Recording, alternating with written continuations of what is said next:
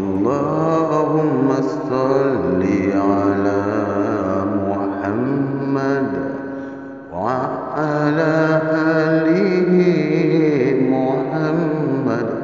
اللهم صل على محمد وعلى آل محمد.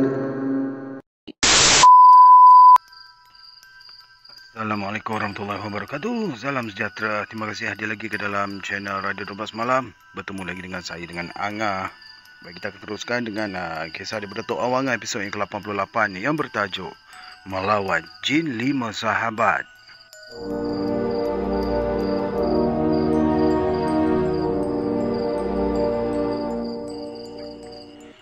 Hairan sangat dengan rezeki setiap hari, tak tahu ke mana dibelanjakan. Kalau mahu dikatakan boros, Latif Sogek bukanlah habiskan duit membazir yang tidak menentu. Tapi kadang-kala habis beras di tempayan pun dia tergagau-gagau untuk cari wang membelinya. Lainlah kalau di masa lalu, padi banyak dikepuk asal saja selesai musim menuai setiap tahun. Memang Latif Sogek ni tak putus rezeki. Kalau tak hasil kebun kelapa, hasil kebun pisang pun mencukupi. Apalagi memang dia berniaga kecil-kecilan di kawasan kampungnya. Masakan pula sempit sangat hidupnya kalau dilihat dari zahirnya. Tetapi dia mengeluh di hadapan Ustaz Salam dengan keadaan yang menimpa dirinya sebaik saja membeli tanah pusaka Anjang Sahar. Tentulah dia tidak lepaskan peluang apabila Anjang Sahar sanggup jualkan tidak sampai pun 2,000 tanah seluas lebih 3 ekar. 2,000 dulu besar juga tu. Kalau 2,000 sekarang 3 ekar, orang buat sewa lah. Sewa pun berapa ribu Saya tak ingat, 1,800, 2,000 lebih kurang macam tu. Itu pun sewa tau, ni beli. Apa sangat duit sebanyak itu pada Latif Sogek kalau bandingkan dengan tanah tersebut. Dia tak peduli sebab Anjang Sahar mahu menjual tanah berkenaan murah sangat. Tentu Anjang Sahar tak larat lagi mahu menjengah tanah berkenaan setelah berpindah ke kawasan perumahan. Itu antara tanda-tanda rezeki yang tak berkat, ujar Ustaz Salam ingatkan Latif Sogek mengenai rezeki yang tak membawa berkat kepada keluarga. Tertunduk, Latif Sogek menahan rasa terharu apabila dituduh rezeki yang diperolehinya tidak membawa berkat. Seingat-ingat Latif Sogek tak pernah pula mendapatkan rezeki yang tak halal, melainkan dari titik peluhnya yang berusaha sepanjang hari. Lainlah kalau dia menipu orang-orang kampung hingga mendapat untung yang berlebihan. Adakah rezeki itu tak halal, tuan? Bimbang juga Latif Sogek. Kalau dia menerima rezeki yang tak halal sepanjang hidupnya. Wallahualam, tak tahu pula saya, sahut Ustaz Salam menggiling lemah.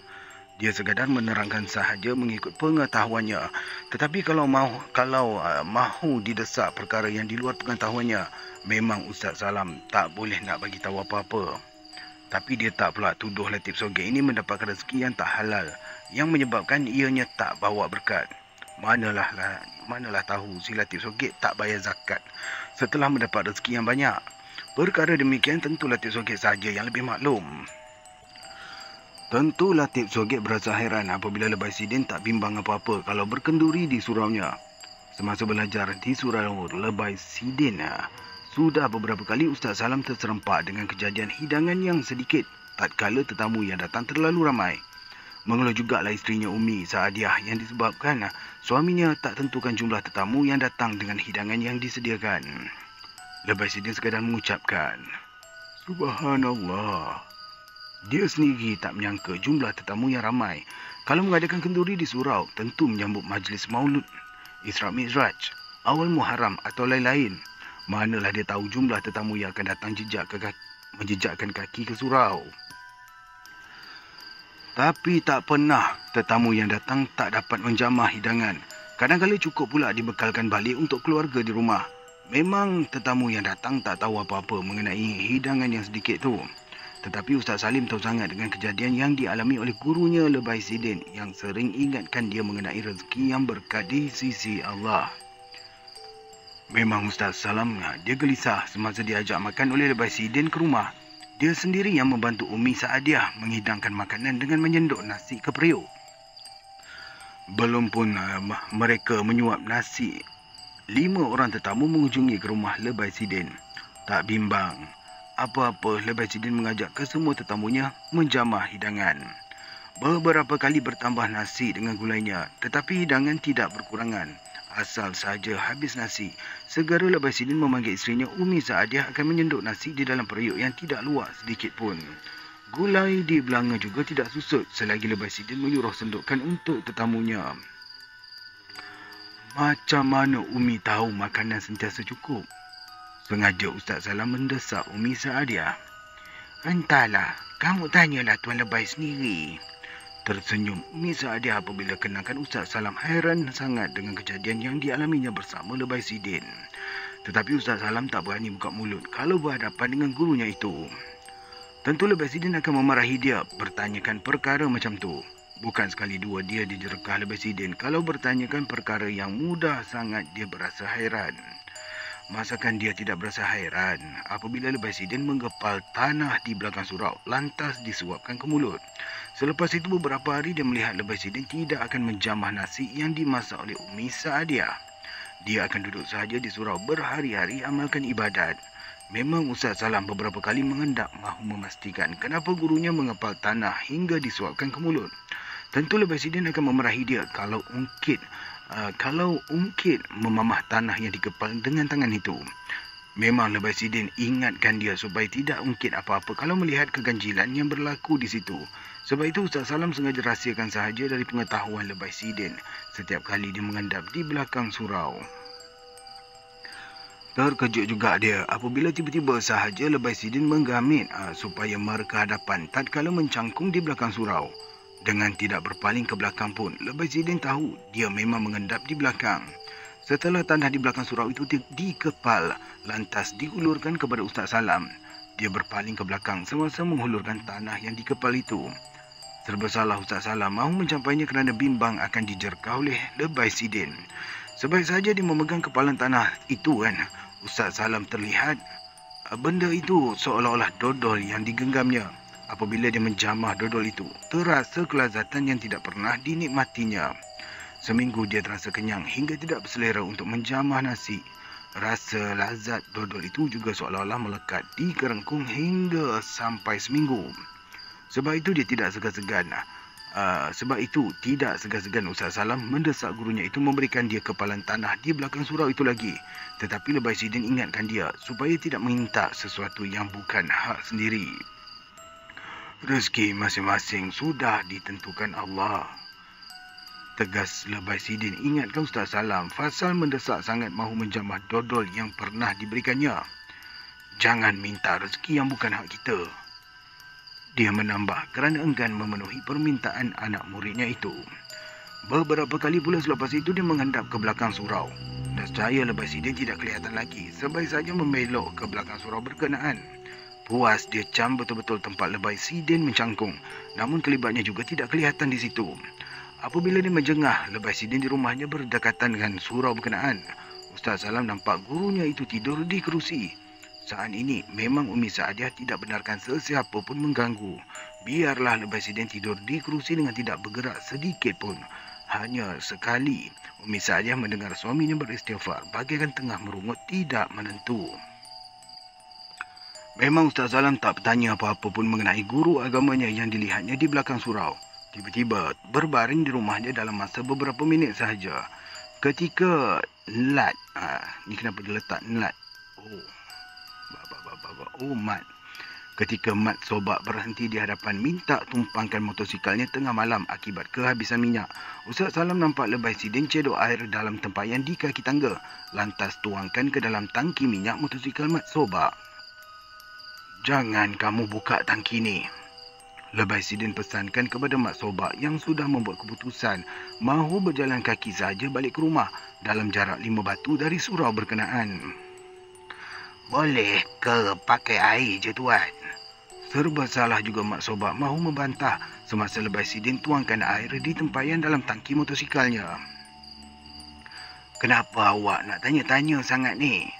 Gerutu Lebay Sidin menepuk tangki motosikal itu dengan tapak tangan beberapa kali. Hairan juga Mat Sobak apabila dihidupkan enjin motosikal. Dia melihat meter tangki minyaknya penuh. Ustaz Salam yang tercegat di pintu surau juga macam tidak percaya apabila enjin motosikal Mak Sobak boleh dihidupkan. Tersengih-sengih saja Mak Sobak meninggalkan halaman surau. Sebulan selepas kejadian itu, Mak Sobak datang juga jejak kaki ke surau menemui Lebay Sidin. Hairan sangat dia disebabkan motosikalnya tidak pernah kehabisan minyak semenjak dituangkan air ke dalam tangkinya oleh Lebay Sidin. Meter minyaknya juga tidak turun hingga naik lampu merah isyarat.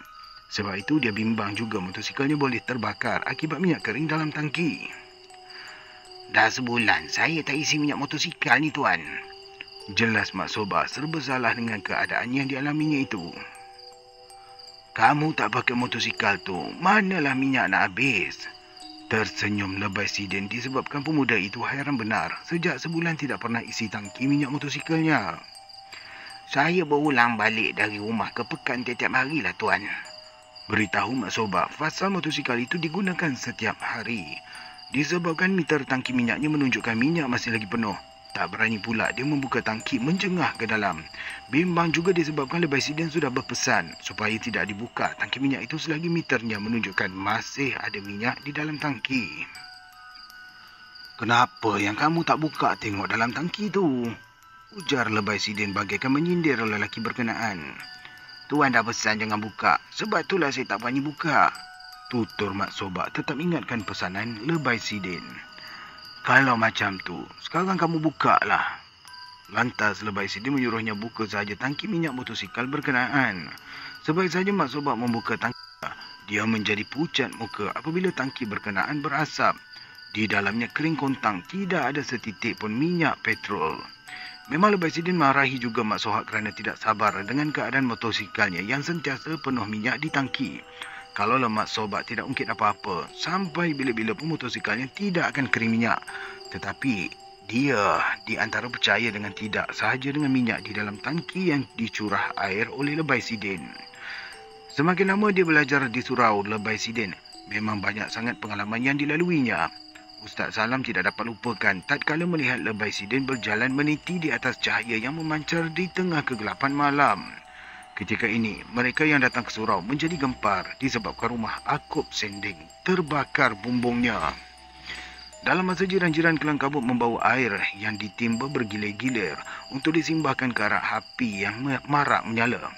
Ustaz Salam nampak cahaya memancar dari udara seperti galah yang melintang.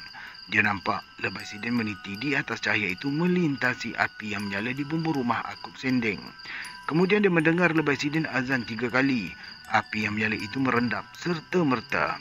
Mereka yang menyembah air dari tengah halaman tertegun apabila melihat api merendap mendadak sebaik sahaja Lebay Sidin azan 3 kali. Tidak payah pun disimbah dengan air. Memang api seolah-olah sumbu pelita yang tidak berminyak. Sebaik sahaja api mula merendap bersama dengan angin bertiup sepoi-sepoi di tengah kedinginan malam. Lantas dia berdoa. Di sini saya skip sebab dia buat tulisan Rumi, saya risau salah baca. Setelah api padam, mereka semua melihat rumah Akop Sending hanya sedikit sahaja yang dimakan api. Memang Akop Sending anak beranak sudah mengeluh panjang tatkala melihat api menjulang tinggi menyambar hingga ke bumbung rumahnya. Jiran-jiran juga sudah mengagak, tentu semuanya habis rentung sebelum sempat mereka padamkan dan menyimbahkan air yang bertimba-timba. Hanya bahagian dinding rumah sahaja yang disambar api, manakala barang-barang di dalam rumah tidak ada satu pun yang musnah, sekalipun lantainya berbekas juga terbakar hangus.